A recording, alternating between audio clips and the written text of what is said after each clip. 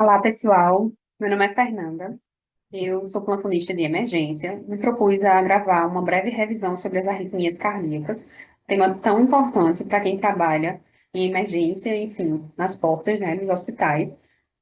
Só para me apresentar, eu sou médica formada pela Universidade de Pernambuco, tenho residência em clínica médica pelo Hospital Agamenon Magalhães e sou residente do primeiro ano de cardiologia pelo Procap.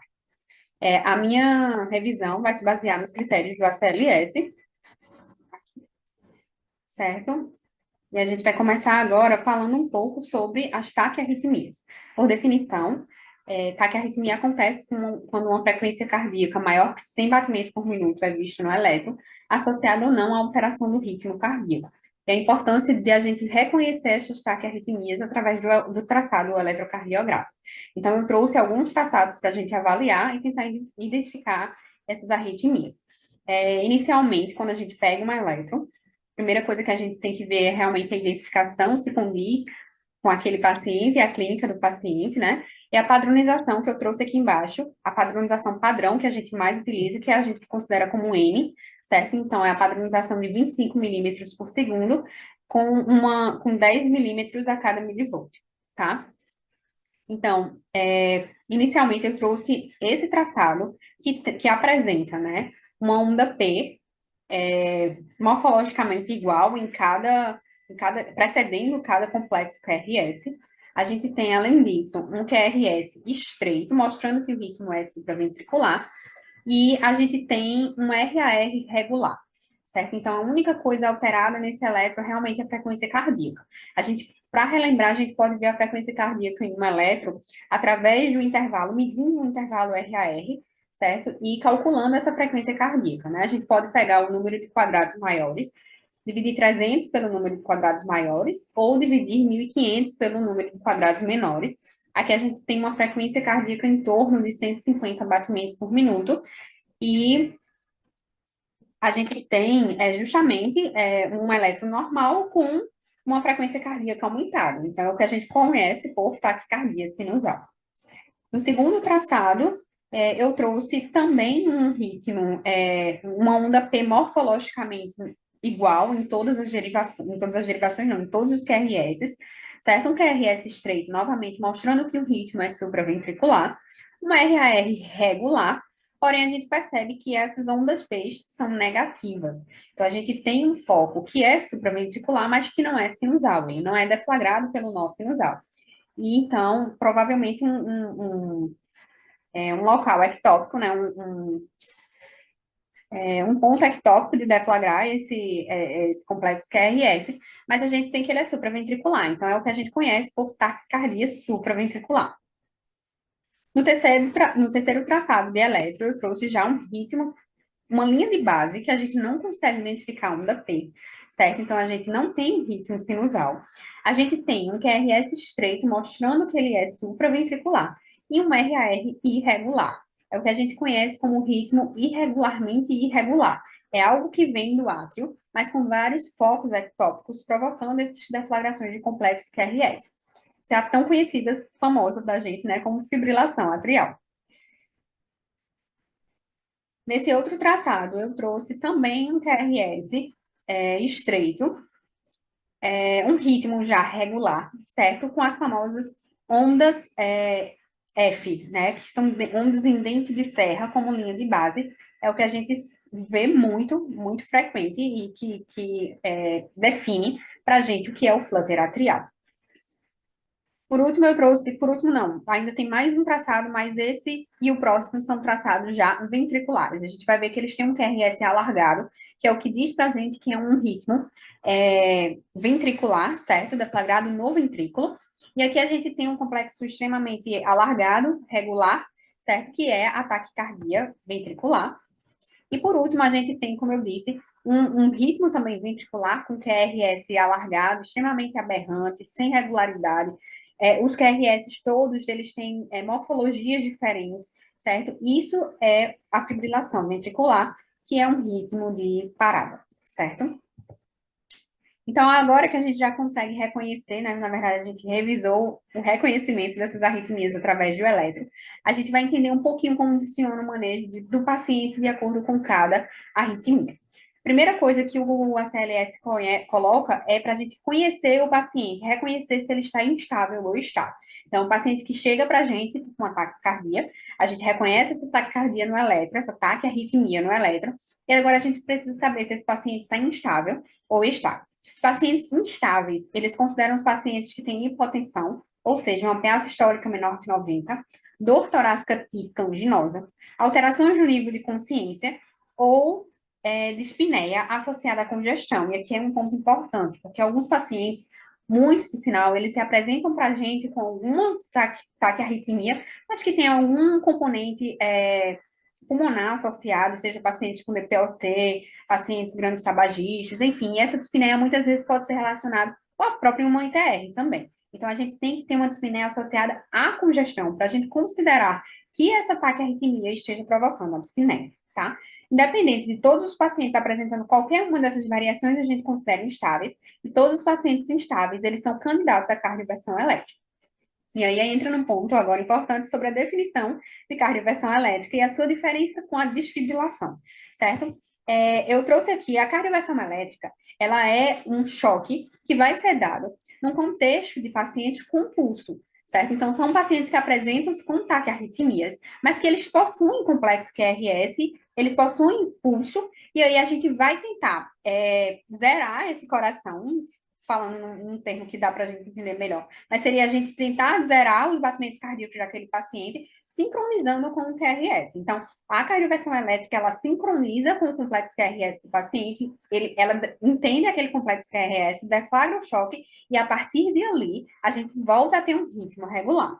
Diferente da desfibrilação, que acontece em pacientes sem pulso, a não ser um caso específico de pacientes com pulso que a gente desfibrila, que são os pacientes que se apresentam com torsade de Poin, mas tirando isso, são pacientes sem pulso. Então, é no contexto de reanimação cardiopulmonar em pacientes com parada cardiorrespiratória.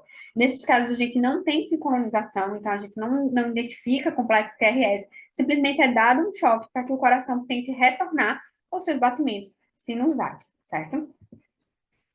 Para os pacientes que vão ser submetidos à à cardioversão elétrica, o ACLS coloca o protocolo OSASP, que é para a gente tentar organizar nosso planejamento, nossa conduta diante de um paciente que vai ser submetido a uma cardioversão, que é algo extremamente desconfortável para o paciente, é um choque de grande energia que vai ser dado diretamente no coração do paciente. Então, a gente precisa organizar o nosso protocolo. Então, para isso, a gente segue o protocolo OSASCO.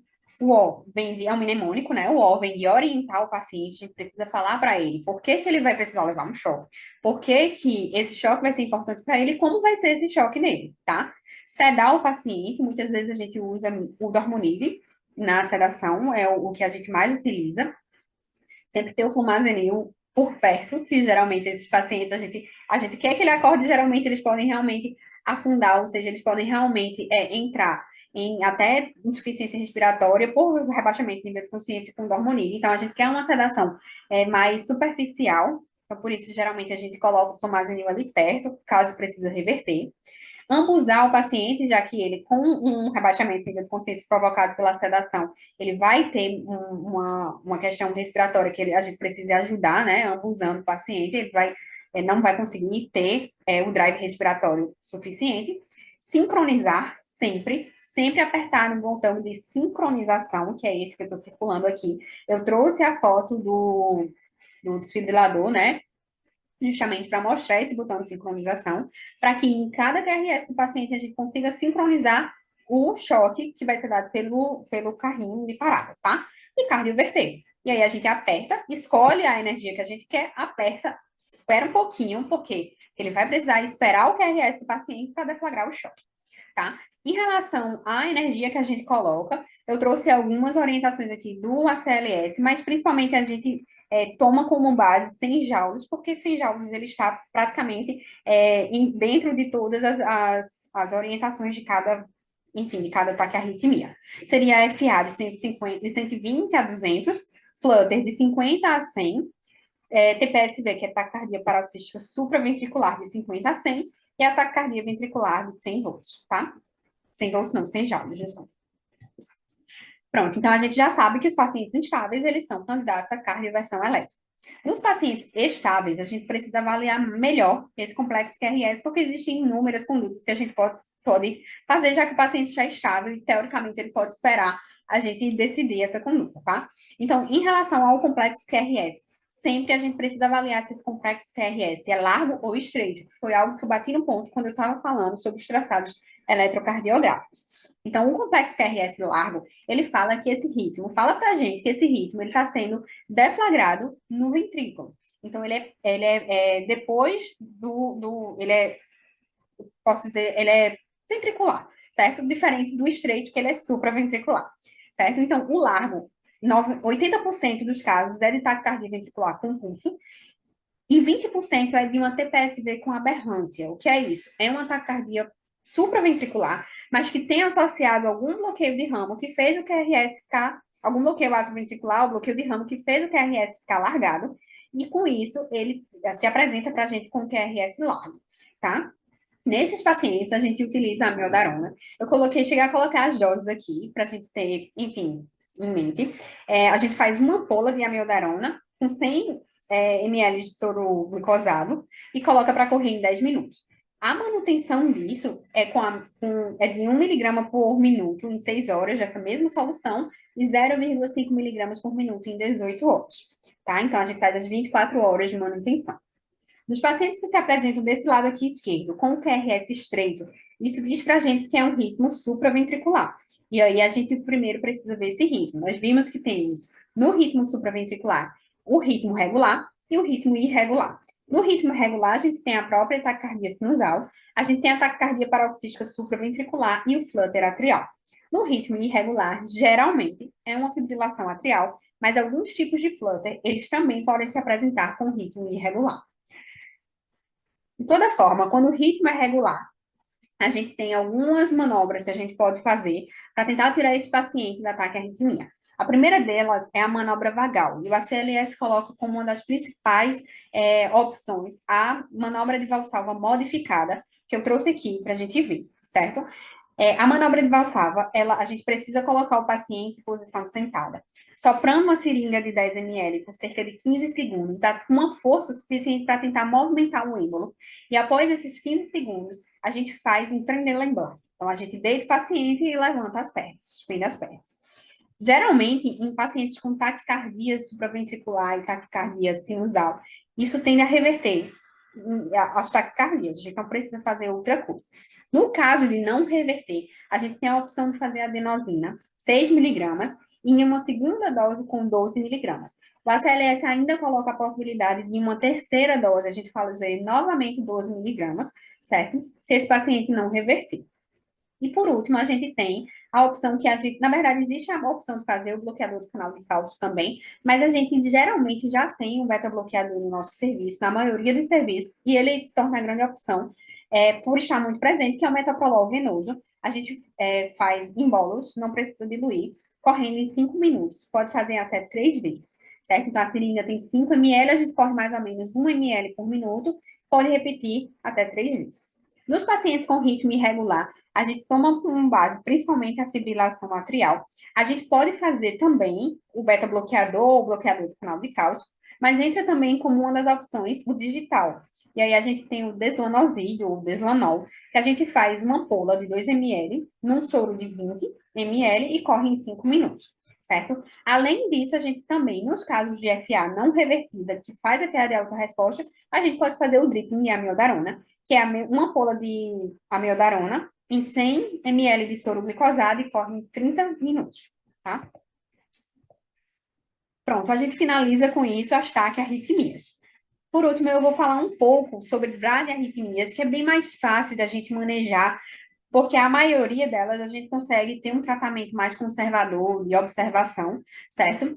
Mas é muito importante a gente reconhecer também essas bradiarritmias de pacientes que chegam para a gente no nosso serviço. Então, inicialmente, eu coloquei um traçado eletrocardiográfico em que mostra, quando a gente fala em bradiarritmia, o que a gente mais tem que saber é sobre o intervalo PR, tá? Então, o intervalo PR, ele acontece normal. De 3 a 5 quadradinhos é o normal, então um intervalo PR maior que 3 quadradinhos, ou maior que 200 milissegundos, que é a mesma coisa. É um intervalo PR alargado, e a gente começa a pensar em bloqueio atrioventricular de acordo com esse intervalo PR. Então, as bradicardias estão diretamente ligadas com esses bloqueios atrioventriculares. Então, no primeiro eletro, no primeiro traçado de cima que eu coloquei um paciente com PR normal, certo? Fazendo uma bradiarritmia. A gente tem um de R a R um intervalo grande. E aí a gente tem, já que o PR está normal, onda P sinusal, tudo certinho, a gente tem uma bradiarritmia sinusal, certo? A partir do próximo traçado, a gente começa a apresentar um PR mais alargado.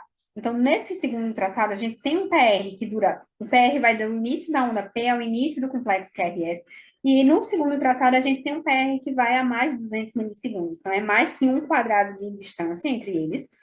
Sendo que ele vai e não bloqueia, ele nunca bloqueia, nunca tem uma onda P sozinha sem um complexo QRS. Então, a gente não tem realmente um bloqueio do nó atrioventricular. Quando isso acontece de ter apenas um PR alargado, fazendo bradiarritmia, a gente chama de bloqueio atrioventricular de primeiro grau. Na verdade, não é um bloqueio atrioventricular em si. No terceiro traçado, a gente vai ter um intervalo PR normal no primeiro complexo QRS, um pouco aumentado no segundo complexo QRS, e bem aumentado no terceiro, até que tem uma onda P que está circulada de vermelho, está bloqueada, ela não produz complexo QRS. Então, esse fenômeno de alargamento a cada momento no complexo QRS, a gente chama de fenômeno de Wenckebach. E isso acontece quando ele vai alargando, ou seja, ele vai avisando que em algum momento ele vai bloquear, e ele realmente ele bloqueia em algum momento. A gente chama de BAV de segundo grau, MOBITS 1. No quarto traçado aí, a gente já tem um PR que é normal em todos os complexos, certo? Então, tem um PR normal no primeiro complexo QRS, no segundo, no terceiro, até que no quarto ele não veio, ele bloqueou. Então, quando não tem esse aviso prévio de alargamento progressivo do PR, a gente chama de BAV de segundo grau, MOBITS 2, certo? E por último, a gente tem uma completa dissociação do PR com P, com QRS. Então, a gente tem um P, uma onda P aqui, fazendo um complexo QRS. Depois a gente tem uma onda P no finalzinho da onda T. Depois a gente tem uma onda P mais distante, até que tem uma onda P dentro da onda T. Então, quando existe essa completa dissociação de onda P com complexo QRS, a gente chama de BAV de terceiro grau ou BAV total. Nesses casos de pacientes com bradiarritmias, a gente também precisa observar se os pacientes são estáveis ou instáveis. Os pacientes estáveis, a gente só observa, certo? Então, não tem indicação de a gente fazer nenhuma medida naquele momento, fazer segmento clínico com o cardiologista. Nos pacientes instáveis, e aqui o ACLS considera instável os mesmos critérios que ele considerou para instabilidade nas taquiarritmias, que são hipotensão, pacientes com nível de consciência reduzido, congestão. Todos esses critérios precisam ser avaliados para a gente dizer se eles estão instáveis. E aí a gente tem a indicação de fazer inicialmente a atropina. A gente faz 1 miligrama, também pode fazer até 3 vezes. Nos casos dos pacientes não responderem, a gente pode entrar na droga vasoativa em bomba, fazendo adrenalina ou dopamina. Principalmente hoje em dia, a gente tende a usar mais adrenalina, certo? A gente pode fazer de 2 a 10 microgramas por minuto. E no caso da dopamina, a gente faz de 5 a 20 microgramas quilo minuto, tá? Além disso, alguns pacientes que eles realmente não vão conseguir reverter a bradiarritmia mesmo diante das drogas vasoativas. E nesses casos, a gente faz a instalação do marca-passo. Existem alguns tipos de marca-passo. O primeiro que eu trouxe é o marca-passo transcutâneo, em que a gente literalmente só cola na pele do paciente, certo? Ele é bem autoexplicativo, eu trouxe a foto aqui, mas ele mostra onde vai ser colocada a pá, certo? E aí a gente ajusta de acordo com cada paciente, né? Então, a gente coloca, alguns pacientes a gente também pode colocar no dorso, certo? Mas, principalmente, a gente, uma pessoa que, enfim, não é cardiologista, que vê aquele paciente, a gente pode fazer exatamente como está colocado na plaquinha que vem deles, tá? Segundo tipo de marca-passo, que é um marca-passo provisório também, é um marca-passo transvenoso. Esses casos é colocado realmente como uma punção de acesso venoso central. Aqui a gente tem, a diferença é que a gente tem aqui, com o circulante vermelho, o eletrodo que vai ser introduzido, o eletrodo não, o introdutor que vai ser colocado nessa função de acesso e o eletrodo que vai ser colocado nesse introdutor para a gente conseguir ajustar. Aqui a gente consegue ajustar melhor o sense, o output, enfim, são mecanismos de como ele vai reconhecer a braderacemia e quanto de joule ele vai jogar nesse, enfim, nesse coração para poder, e quanto de joule não, quanto de milivolts, desculpa, quanto de milivolt ele vai colocar para esse coração poder aumentar a frequência cardíaca. É basicamente isso, tentando explicar com palavras mais fáceis, assim. E por último, rapidinho antes, eu coloquei aqui no passado, eletrocardiográfico no paciente que está em uso de marcapasso transvenoso, certo? Provisório. É um paciente que, como o eletrodo do marcapasso transvenoso, ele é colocado direto no ventrículo direito. Então, ele fica com o fio no ventrículo direito. Como o eletrodo está no ventrículo direito, o ventrículo direito vai se despolarizar primeiro do que o ventrículo esquerdo, certo? Então, no traçado eletrocardiográfico, a gente vê um padrão de BRE, como se aquele ventrículo esquerdo ele demorasse mais para se despolarizar, e isso gera um complexo como se fosse um BRE, que é o que acontece no bloqueio de ramo esquerdo, ele demora mais para despolarizar. Então, a gente vê num paciente que tem um marcapasso transvenoso, o normal é ele apresentar-se com esse padrão de BRE, e aqui a gente tem a espícula de ativação ventricular, no caso do paciente com marcapasso transvenoso, a gente não tem essa espícula de ativação atrial, tá? A gente só vai ter a ativação ventricular, porque o eletrodo está simplesmente no ventrículo direito. Então, a gente tem a espícula mostrando que o eletrodo está lá, mostrando que o marcapasso está deflagrando o complexo QRS, e depois a gente tem um QRS com ritmo de BRE, que é o normal, tá? E por último, eu trouxe um marcapasso definitivo, né, que é colocado no subcutâneo. Existem vários tipos de marca-passo definitivo. Hoje em dia, existem marca-passos que são colocados diretamente no ventrículo direito, tem marca-passos minúsculos, chamado micra, mas que aqui eu acho que não era o momento, assim, de a gente falar sobre isso. A gente só precisa saber que existe e que eles são indicados principalmente em casos de pacientes com BAV total. Era isso que eu queria falar um pouco sobre arritmias. Como eu disse no início, né? Um assunto tão importante para a gente que está na prática de clínica de emergência. E eu espero ter contribuído pelo menos um pouquinho para essa revisão. Obrigada, e até a próxima.